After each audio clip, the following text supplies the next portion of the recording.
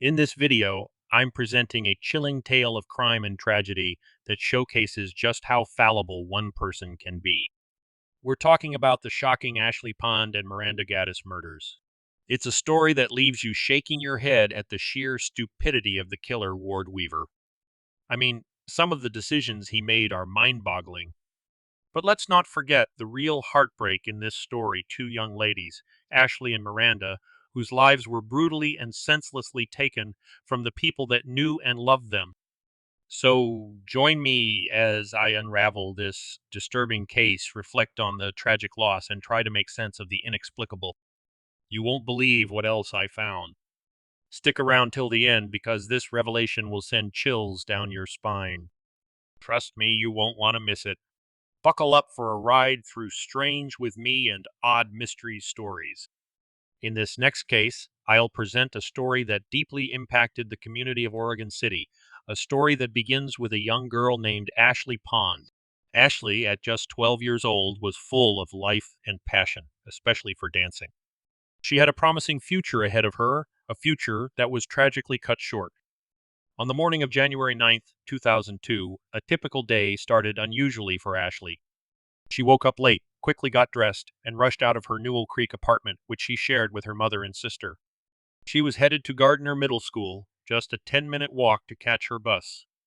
But Ashley never made it to school that day. Her disappearance sent shockwaves through her family, friends, and the entire Oregon City community.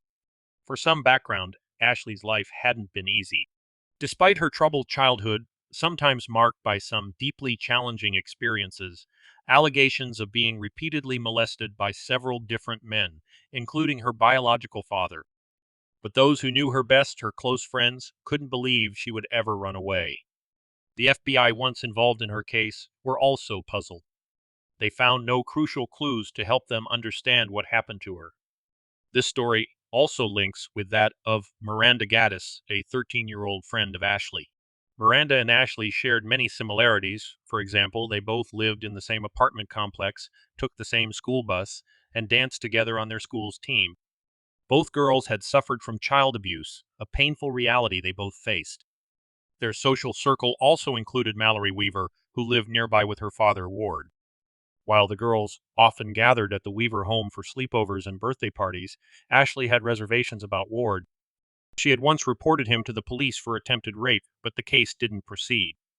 I was unable to find the details about why this happened. Still, the search for Ashley was extensive, with local authorities combing through the area and the FBI stepping in to assist. Flyers with Ashley's picture were everywhere, and the town banded together, holding vigils and supporting the Pond family through this harrowing time. Meanwhile, the investigation continued to hit dead ends. No significant leads or evidence pointed to what might have happened after Ashley left her apartment that fateful morning. The lack of progress was frustrating for everyone involved, particularly for those who knew and loved Ashley. Then, a chilling turn of events shook the community once again. Miranda Gaddis, Ashley's friend and fellow dancer, disappeared under alarmingly similar circumstances just 2 months after Ashley. This second disappearance was a devastating blow to the community and ignited fears that a predator might be targeting young girls in the area. The back-to-back disappearances of Ashley and Miranda brought a renewed urgency to the investigation. Authorities re-examined every detail and conducted repeated searches. The community's fear and frustration grew, as did the media attention on Oregon City. As detectives dug deeper into the girls' lives and their connections, one name kept surfacing: Ward Weaver. He was not only a part of their social circle through his daughter Mallory, but also someone Ashley had previously reported to the police. This information, coupled with his known history and behavior, led authorities to focus their investigation more closely on him. Weaver first exhibited violent behavior as a teenager. His sister Tammy later said that he physically and sexually abused at least one family member by the time he was 12 years old, and his half-brother Robert Boudreau claimed that Weaver frequently beat him during their childhood. On June 15, 1986, Weaver attacked the teenage daughters of a friend in Fairfield, California, striking one of the girls, 15-year-old Jennifer Ordinoa, with a block of concrete. In July 1995, Weaver beat his girlfriend, Christy Sloan, with a cast-iron skillet. Despite his many years of violence, Weaver never spent long behind bars, and by 2002 he was renting a cheap house on South Beaver Creek Road near the Newell Creek Apartments, very close to where Ashley and Miranda live. As the community searched for answers in the unsettling disappearances of Ashley and Miranda, Ward Weaver appeared to be engaging in an everyday home improvement project, installing a hot tub at his residence. He enlisted the help of his son in pouring a concrete slab meant to be the foundation for the hot tub. Intriguingly, the day after Miranda's disappearance, Weaver instructed his son to take a break, insisting he would complete the task alone. Just days later, as the intensity of the search grew, Harry Oakes, a skilled search and rescue expert, volunteered his services. With his specially trained canine, Oakes approached the Weaver property, eager to scour every inch for any sign of the girls. However, he encountered an unusual request from Ward Weaver. Weaver emphatically cautioned Oakes to avoid the area of the freshly poured concrete, claiming he did not want it disturbed. Despite the warning, the dog, trained to detect human remains, signaled a haunting alert near the new concrete slab. This grim indication from the K9 unit marked a significant and alarming moment in the investigation. As the community grasped for any shred of hope in the search for the missing girls, the focus began to intensify around the activities and behaviors of Ward Weaver, especially concerning the suspicious new addition in his backyard. This moment would later prove to be a pivotal point in the unraveling of the case, drawing investigators closer to the grim reality behind the disappearances. In the months following the disappearance of Ashley and Miranda, the investigation intensified, leading authorities to administer polygraph tests to several individuals, including Ward Weaver. While the specific results of these tests were not disclosed to the public, they were a critical part of the investigative process. By July 3rd, the case had attracted significant media attention.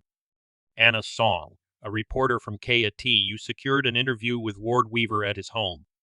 During this interview, Weaver admitted to failing his polygraph test, but attributed the result to what he perceived as the incompetence of the law enforcement. He voiced frustration over the ongoing investigation and what he felt was an invasion of his privacy. Despite these grievances, he maintained his innocence in relation to the girls' disappearances. The interview took a memorable turn when Weaver agreed to show Song around his home. He shared anecdotes about his life, including stories of the girls and his daughter, Mallory. The tour continued into the backyard, eventually reaching the concrete slab he had laid months earlier.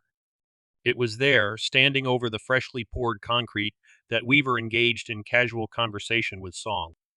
This moment, seemingly ordinary at the time, would later become a haunting and pivotal point in the case as the story of what lay beneath that concrete slab unfolded.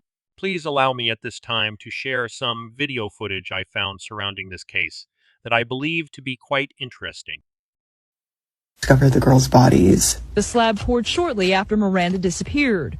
Ashley Pond's stepmother, Mary Campobasso, is convinced at least one of the girls is buried underneath it. She places a homemade sign on the slab as a dramatic message to investigators.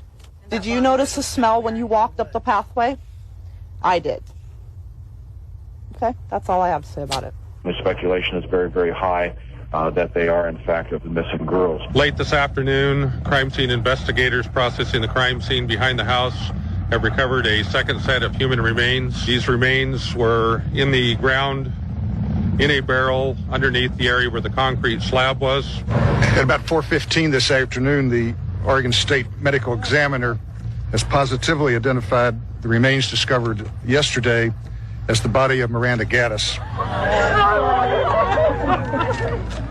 The chilling normalcy of Weaver's demeanor, contrasted with the dark secrets soon to be revealed, marked this as a profoundly significant moment in the investigation. On August 8, 2002, Weaver stated in a news interview that he was simply fed up with, quote, being harassed and planned to move to Mexico within the next week or so. It's also on this day, just a little later in the day, that Weaver sexually assaults his stepson Francis's 19-year-old girlfriend. Then, on August 13th, he is arrested and taken into custody by Oregon State Police on rape charges. The next day, August 14th, Francis Weaver shares to authorities that he believes his father killed Ashley and Miranda and that their bodies are buried somewhere in their backyard. Finally, on August 23rd, the FBI obtains a warrant to search Weaver's home and property. The very next day, investigators discover human remains concealed inside an empty microwave box in the shed outside the home, which would be positively identified as Miranda Gaddis. Then, on August 25th, Ashley Pond's remains are found inside a 55-gallon barrel beneath the very same concrete slab Weaver had nonchalantly stood upon while giving news interviews. The audacity of what he had done was now palpable, stunning both law enforcement as well as the public. On October 2nd, 2002, Ward Weaver III was indicted and charged with multiple counts of rape, sexual abuse, and murder. He narrowly escaped the death penalty by taking a plea bargain which sentenced him to 2 consecutive life terms without the possibility of parole. He is currently incarcerated at the Two Rivers Correctional Institution in Umatilla, Oregon. As if this wasn't a harrowing enough story on its own, there's more to share about how odd, scary, and mysterious this case revealed. Remember, I promised a twist in each of these stories. Here it comes. Ward Weaver was the third Weaver in his family line. His father, Ward Weaver, was junior and was a violent abuser.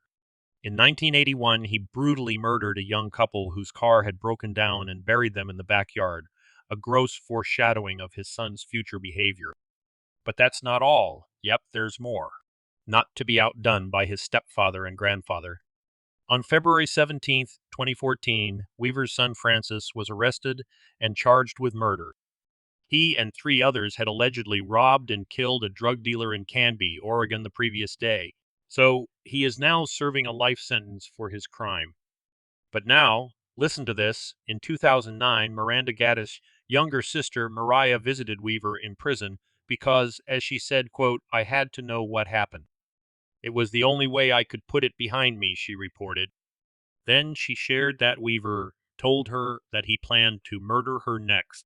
His father, Ward Weaver Jr., was a mama's boy when he was young, and his mother, Dorothy, cherished him. But according to the Kern County, California prosecutor, she harbored a deep hatred of men. Court testimony from a witness said Dorothy once held a butcher knife and stated that she wanted to, quote, "cut off all their penises." Is this not the craziest family history? We can only hope that this murderous family history has ended. As I close out this story, it's important to remember the names of Ashley Pond and Miranda Gaddis for the light and joy they brought to the world in their short lives. Their families and friends have spoken of their energy, their dreams, and their endless potential. The heartbreak of their loss serves as a bleak reminder of the fragility of life. It underscores the need to cherish our loved ones and hold them close, for in the blink of an eye, they can be taken from us. In closing, my name is Vince, and I thank you for watching my video. Tell me what you think about this case, or any of the others presented in this video. I always welcome comments. Lastly, don't forget to like and subscribe to my channel. I've also included links to another strange murder case video I've done recently and invite you to check that one out too.